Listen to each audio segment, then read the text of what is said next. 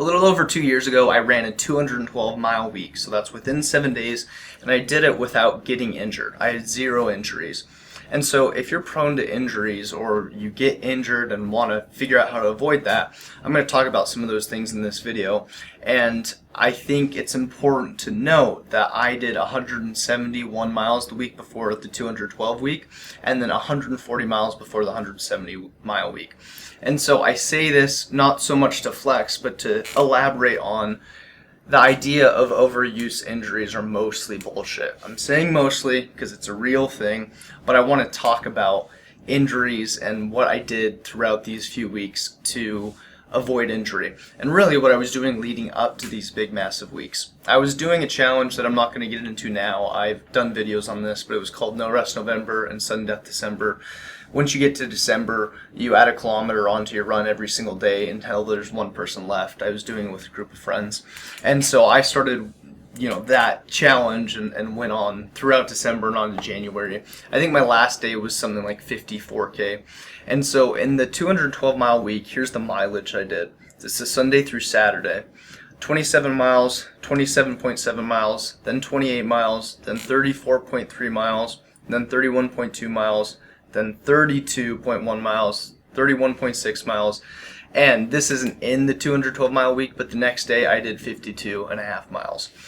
Mind-blowing numbers probably for a lot of people. It's not the most insane thing in the world, but it's definitely kind of insane. And so I want to talk about how I was able to do this, because there's a couple things that really help with this. There's 3 points I want to go over, and even if you don't want to do a 212 mile week, there's some things in this that are going to help you with your 20 mile weeks, your 50 mile weeks, your 70 mile weeks, or just overall avoiding injuries. Because if you're into running or even getting into running, there's probably nothing more frustrated than getting injured. Like, I'm okay with sickness because at least it's like, okay, give it a couple days, I know I'll get better. Injuries are questionable and they kind of really mitigate or limit what you can do. And so the 3 main points I want to discuss are: 1, I slow down my miles. Like, I do easy runs like nobody's business. I do 12-mile runs, and I've been running for probably over 7 years at this point. And so what this does is it lowers the intensity and load. So I've made videos on Zone 2 or aerobic-based training runs, and I think you should definitely look into that more. I'm not going to explain it to you in this video, but the idea is you don't need to push yourself to try and break yourself every single run. Like, if you're training for a marathon, you shouldn't be running fast or to your max or even like 90%, 80% effort most of your runs. And that's a big mistake a lot of runners make. The second thing that I felt like was much more important to this was strength training. And runners a lot of the times hate hearing this because they love running. And it takes effort and time to do strength training. And if you're running a lot, the last thing you want to go do is then lift weights. And not just lift weights, but for me, I lift heavy, like compared to what I think typical runners do. Because if you think about it, especially if you're doing like ultras like I do, maybe you're not, but I still think some of this is applicable, is I have to get stronger so my legs can endure the 212 mile weeks and the long runs and not get injured. And so it's important for me to do ass to grass squats and knee leg extensions and hamstring curls, calf raises and tibialis curls. And if you don't know what a tibialis curl, it's like basically you put a kettlebell or something on, like, this is my foot, here's my ankle, you hang something here and you basically like curl it up like that. It's like a bicep curl but for your tibialis, the muscle running along your shin in the front. And so that has been very helpful in me avoiding injuries. I'm not saying I've never gotten injuries, but with how much running I've done over the last few years and how little I've been hurt seriously, obviously I'm onto something when it comes to avoiding this kind of stuff. And so the strength training is just important, and I think a lot of runners don't know how to do that, or they're concerned about it taking away from their tempo days. The best piece of advice I can offer is if you're going to lift heavy and you're going to do a leg day, or even just do legs in general and it's not too heavy, do it right after your running session, or optimally it's better to do it in the evening. So if you do like a tempo run on Tuesdays, then if you do that weight training session in the evening, you're a little bit recovered and you've gotten your speed work out of the way for the week, and you're probably not doing that for a couple more days, so you have time to recover.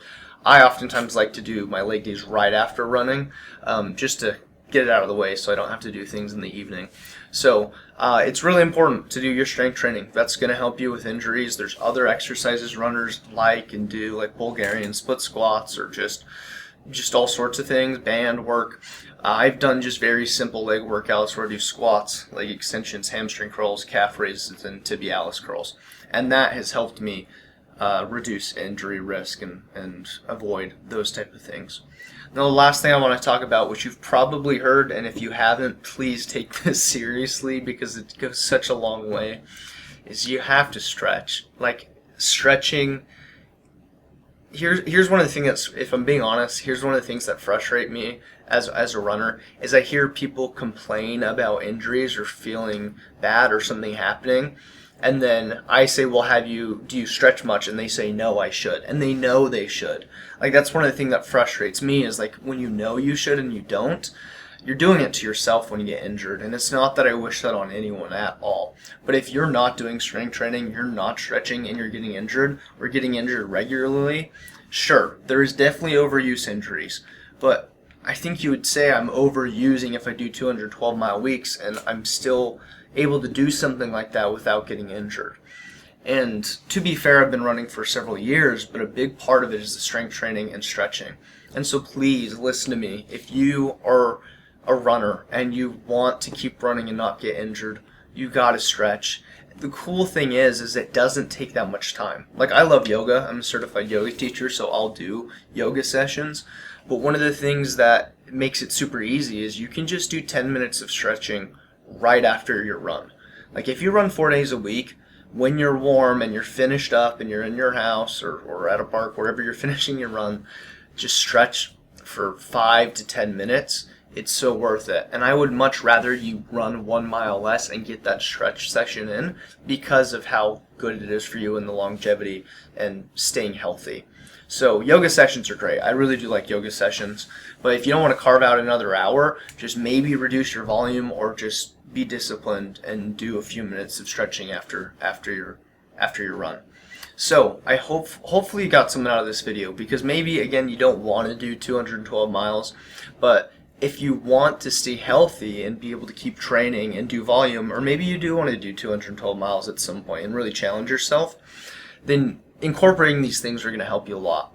And with the strength training and stretching, it doesn't take a lot of sessions per week. It's just 1 or 2, really, or 5 minutes after every run.